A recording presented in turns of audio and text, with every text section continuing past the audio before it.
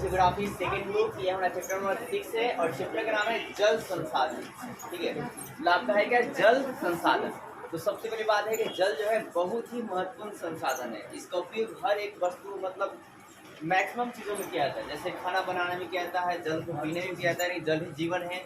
फिर आपको है किसी वस्तु को धोना है तो उसको धोने में किया जाता है। ठीक है, फिर खेतों की सिंचाई करने में किया जाता है। मतलब खेत सिंचाई होगा तो क्या होगा आपका, उससे पैदावार ज़्यादा होगा, पैदावार ज़्यादा होगा तो आपको उत्पादन क्या होगी, उससे आपको लाभ मिलेगा। तो देखिए जल एक चक्रीय संसाधन है। एक क्या जी? चक्रीय संसाधन है। मतलब जल जो है नीचे से जाएगा भाई साहब, ठीक है, और फिर ऊपर जाएगा, फिर ऊपर से नीचे आएगा। होता कैसे ये देखिए, जैसे मान लीजिए एक पेड़ होता है, पेड़ में क्या होता है? जड़ पाया जाता है। क्या पाते हैं? जड़। और इस जड़ में जाइलम नाम की टिश्यू पाई जाती है। वो जाइलम टिश्यू क्या होता है?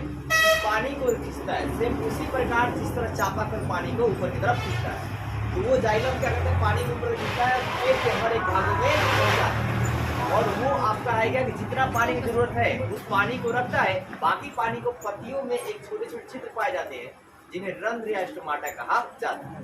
इन रंध्र या स्टोमाटा की तरह क्या होता है? ये सारे जो पानी है बाहर की तरफ निकल जाता है वाष्प बनकर, जिसे कहा था वाष्पोत्सर्जन। और ये हवाएं क्या करते हैं? इस वाष्प को और ऊपर लेकर जाती है। और जैसे मतलब ये वाष्प ऊपर की तरफ जाता है और कोल्ड होता है तो बादल बनते हैं। क्या बनते हैं? बादल। और फिर यही बादल फिर जब हीट वाला मौसम आता है, चाहे गर्म हवाएं जब जलते से मिलती है तो वहाँ पर क्या होता है? बारिश होती है। देखिएगा जब बहुत ज्यादा गर्मी होता है उसके बाद ही क्या होता है? बारिश होती है।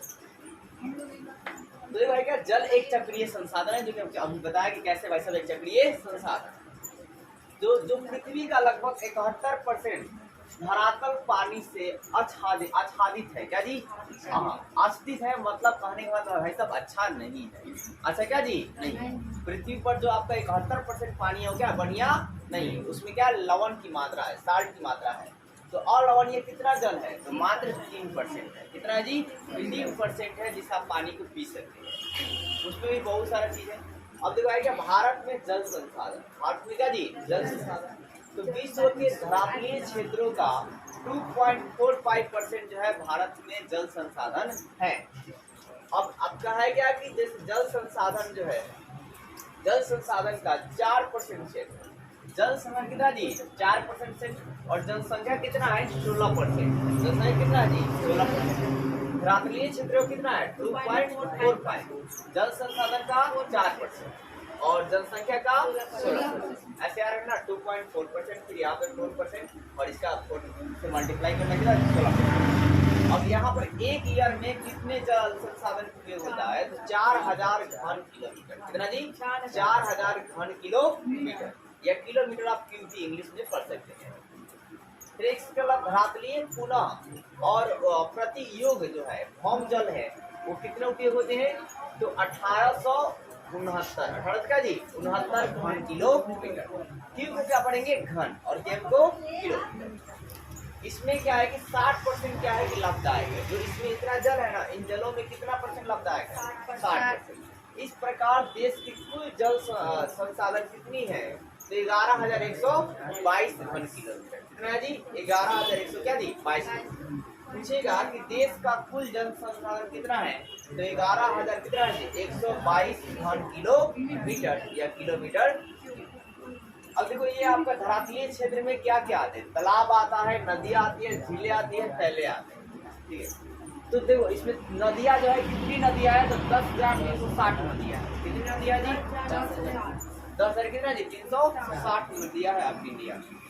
अब है क्या, इसमें सहायक नदियों की लंबाई कितनी है? 1.6 किलोमीटर, यानी कि लगभग 1600 मीटर जो है इन नदियों, सहायक नदियों की लंबाई है। मतलब एक बड़ी नदी है और उस नदी में छोटी नदी जो जुड़ती है, सहायता करती है, मदद करती है, उसकी लंबाई कितनी है? लगभग 1.5 किलोमीटर है।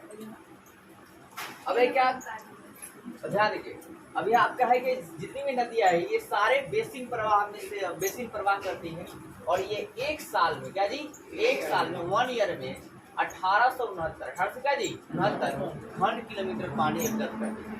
फिर धरातलीय जल का उपयोग जो है कितना परसेंट होता है? 25%। कितना परसेंट? 25%। फिर ये जो पानी है ये कहाँ संग्रहण होता जाता है? तो गंगा, ब्रह्मपुत्र और ब्राक नदी में जल का ग्रहण क्षेत्र बहुत ज्यादा है। तो किन नदियों में आपका है क्या जल का ग्रहण क्षेत्र बहुत बड़ा है? तो गंगा, ब्रह्मपुत्र और बराक नदियों में जल का ग्रहण क्षेत्र का बहुत ज्यादा है, मतलब बहुत ज्यादा जल को एब्जॉर्ब कर सकती है। अब देखो क्या भौम जल, तो भौम जल जो है आपका ये कितना घन किलोमीटर है? 432 घन किलोमीटर जो है क्या जी भौम जल है। फिर ये भाई साहब किन किन इलाकों में जाते हैं? पंजाब, हरियाणा, तमिलनाडु, ओडिशा, छत्तीसगढ़ और त्रिपुरा। इसके अलावा लैंगून और पश्चिम। तो देखिए वैसे जल जो आपका है क्या कि मतलब क्या बोलते हैं कि बंदरगाहों से जुड़कर आपको क्या बनाया जाता है, वैसा कोई झील जो बंदरगाहों से जुड़कर हम लोग क्या बोलते हैं बनाते हैं, उसे लैंगून झीलें कहा जाता है। अब देखो ये जो लैंगून जो हो या पश्च जल होता है, ये क्या होता है? एक प्रकार के झील होते हैं। क्या होते हैं? झील होते हैं। और इनका कनेक्शन बंदरगाहों से होता है। किनसे होता है? बंदरगाहों से। अब ये जो है कहाँ है? तो भाई केरल में, उड़ीसा में और पश्चिम बंगाल। इसके बाद इसका पानी कैसा होता है? खारा होता है, क्योंकि बंदरगाह से जुड़ा हुआ है। तो बंदरगाह के पानी मतलब समुद्र का पानी कैसा होता है? खारा होता है। खारा मतलब लवण की इसमें मात्रा होती है, आप इसे पी नहीं सकते। फिर इसमें क्या होता है? इससे झीलों में मछली पालन होती है और इस पानियों के माध्यम से चावल की खेती हो जाती है और फिर नारियल का भी खेती जो है किया जाता है।